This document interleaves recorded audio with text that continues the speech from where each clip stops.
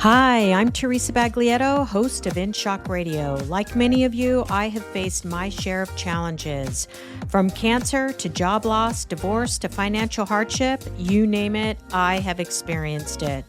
This podcast is about overcoming life's toughest moments and finding the courage and strength to keep going. So tune in to unleash your inner strength and discover how to move forward, no matter what life throws your way.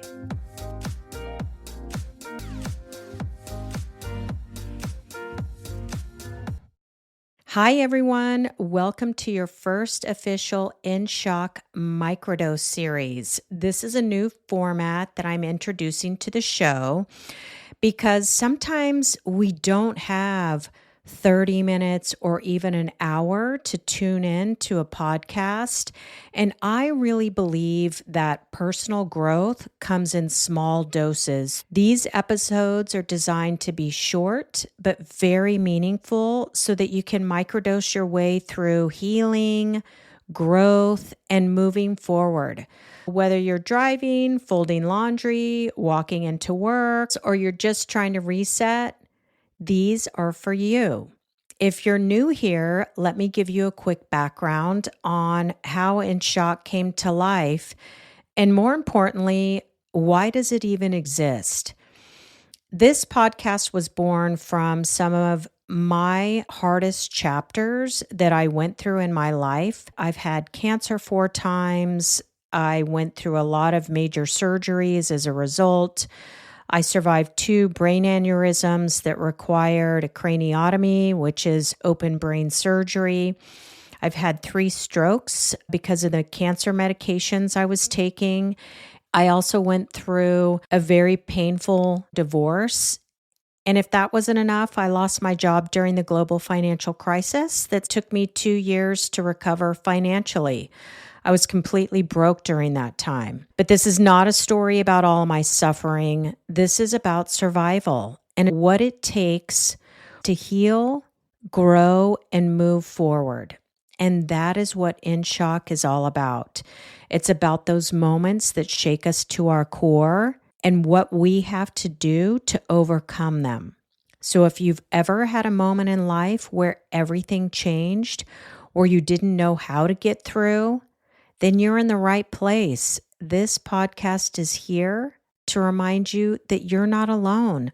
Life is going to hit hard, and when it does, it's nice to have a place to go to where stories resonate, they're relevant, and they're real. And that is what I'm here to share.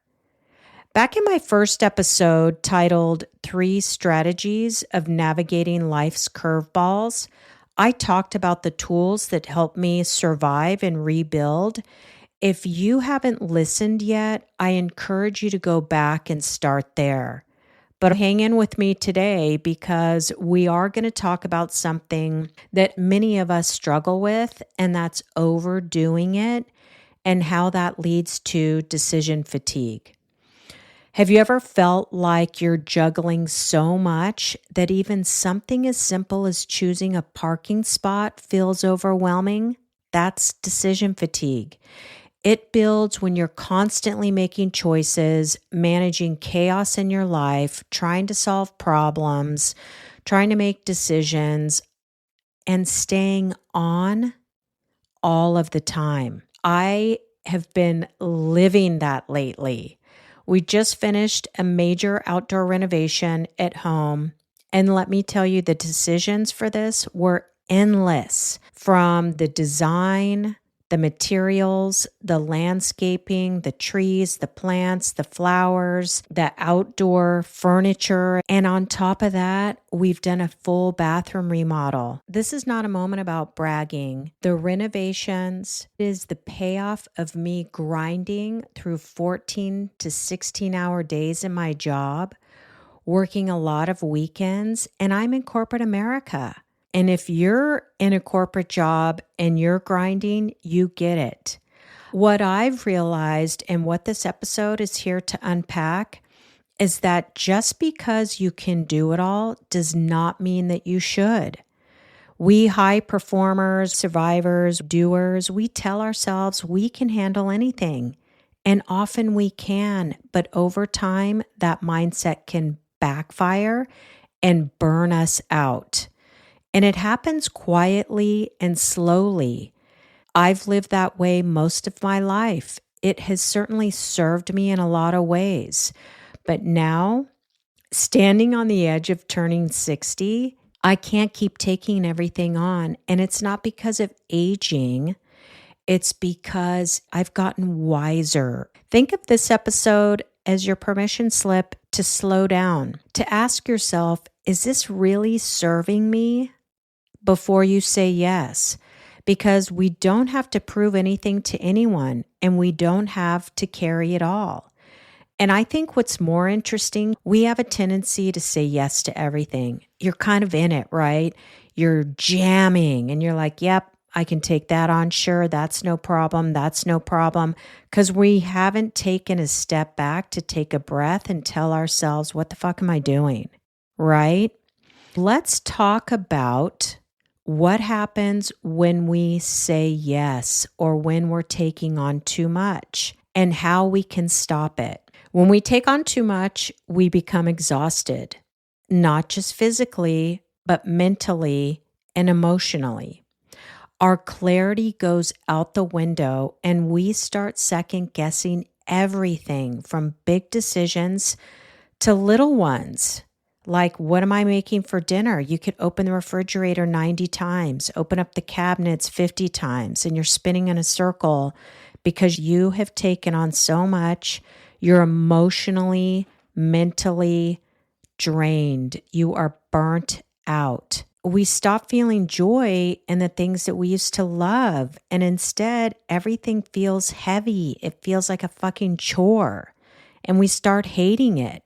I got to a point where I was hating having to make decisions about a lovely outdoor area. Yesterday, I was talking to one of my girlfriends over the phone, and I even told her, I've realized I am taking on way too much, and I don't want to do that anymore. It's exhausting. I don't like that feeling of not being able to make a decision. Think about when you sit back and you're wrestling with a decision, and it could be something small, it could be something big.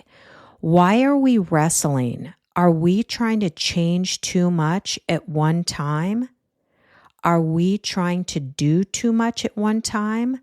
The answer is probably yes, if we're honest with ourselves. Burnout happens slowly. It happens after you've stretched yourself too thin. So how do we stop doing this to ourselves? Well, we start to get honest. We check in with ourselves regularly and ask, am I adding value or am I adding more weight? And that's why everything feels like a fucking chore.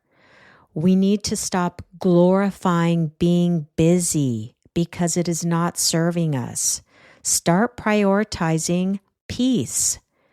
It means saying no even to the good things so we can say yes to what really matters. It means giving ourselves permission to pause before we commit. Let me give you an example. I woke up today. It's misty outside. It's not that beautiful sunny day I was hoping for, but I shouldn't be surprised because in Massachusetts, it's been raining every weekend and it's been beautiful during the week.